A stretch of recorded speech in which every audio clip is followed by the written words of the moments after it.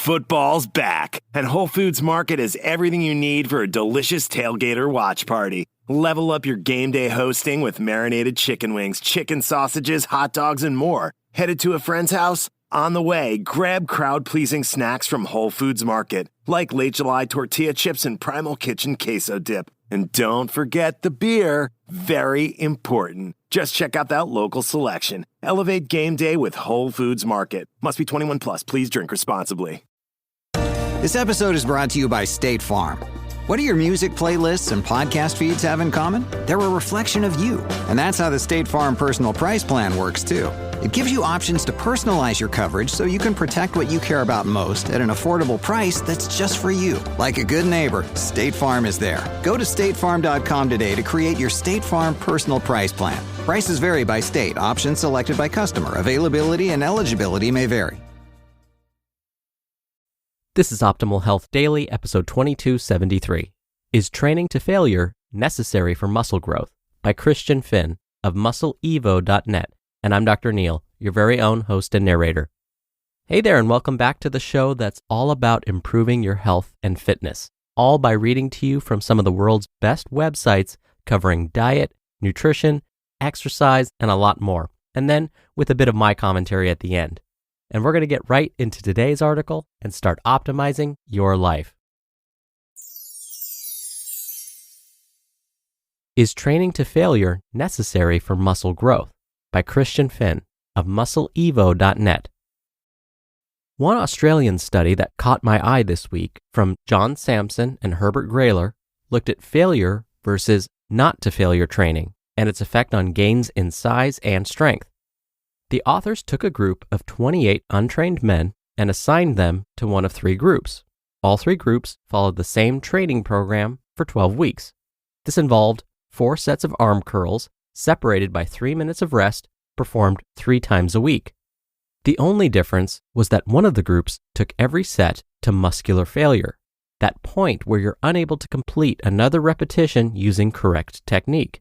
Groups 2 and 3 stopped each set before reaching failure.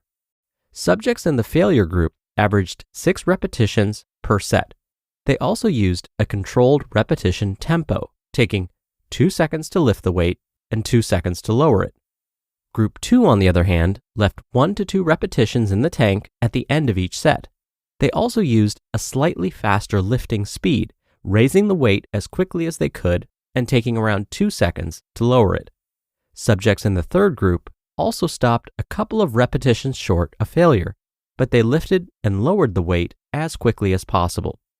At the end of the study, all three groups had gained size and strength, but the researchers could not find any significant differences between them. Despite a substantial decrease in training volume, participants in the 2 not-to-failure groups gained just as much size and strength as the ones who took every set to failure. One major limitation with this study is that it looked at a group of untrained beginners training their elbow flexors, meaning the biceps and brachialis muscles. It doesn't tell us how trained individuals, or other muscles, would respond to the same program.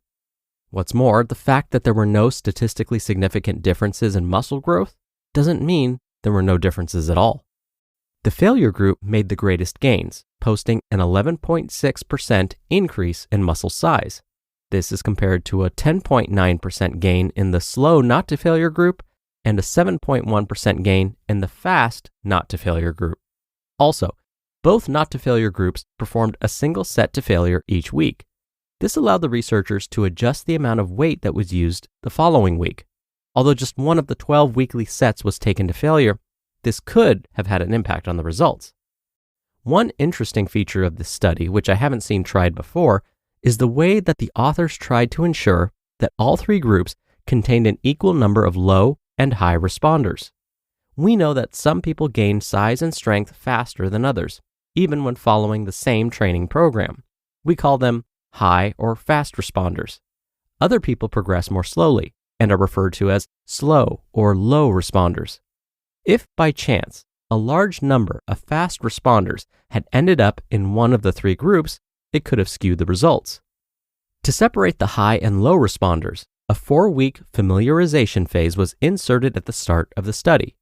The people who made the slowest strength gains during this phase were classed as low responders, while those who gained strength the fastest were labeled high responders.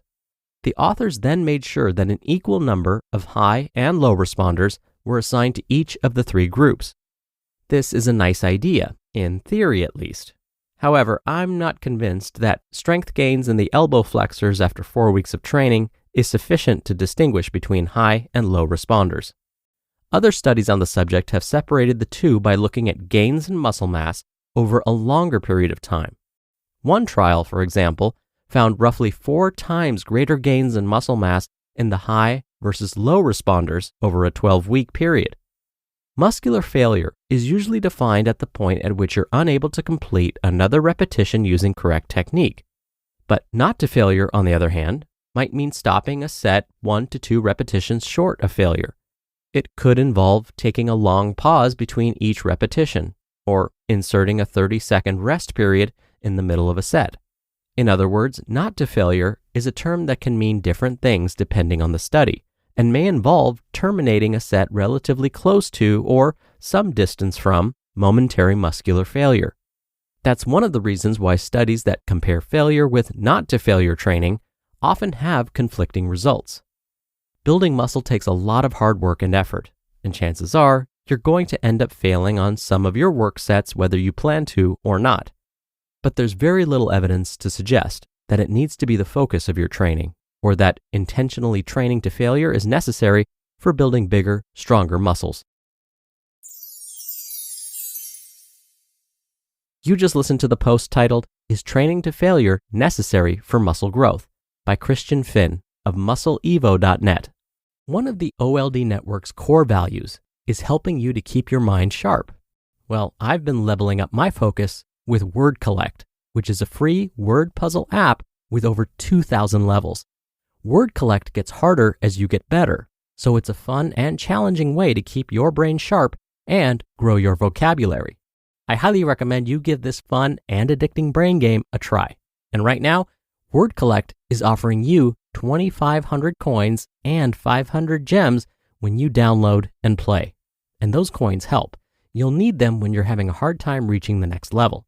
I've been there a few times, and I'm thankful they made it easier for me to keep going because I don't want to stop playing. So stop mindlessly scrolling through social media and keep your mind sharp. Just go to the Apple or Google store and search for Word Collect. So if you're like me and want to get fit with your mind and body, download Word Collect for free today. Football's back, and Whole Foods Market has everything you need for a delicious tailgate or watch party. Level up your game day hosting with marinated chicken wings, chicken sausages, hot dogs, and more. Headed to a friend's house? On the way, grab crowd-pleasing snacks from Whole Foods Market, like Late July tortilla chips and Primal Kitchen queso dip. And don't forget the beer. Very important. Just check out that local selection. Elevate game day with Whole Foods Market. Must be 21 plus. Please drink responsibly. Dr. Neal here for my commentary. I appreciated today's author, Christian's deep dive into the research on this. It seems that, in this case, the traditional idea of incorporating variety into our strength training sessions holds up. That means there will be days or weeks when the goal is to simply focus on lifting a weight until we can't lift it anymore, or, as it was called in today's post, training to muscle failure. At other times, we should stop lifting the weight, even though we may have some strength left. It's just like when we're training the body for anything else. Say we want to run a 5K. To prepare the body for this, we wouldn't start by running a 5K. We wouldn't then run a 5K multiple times a week in preparation for the event either. Instead, we would incorporate some shorter runs, some days where we jog, maybe some sprints, and so on. Variety is key to all forms of training. So there's no need to train to failure every single workout. Mix things up. All right, that'll do it for another edition of Optimal Health Daily.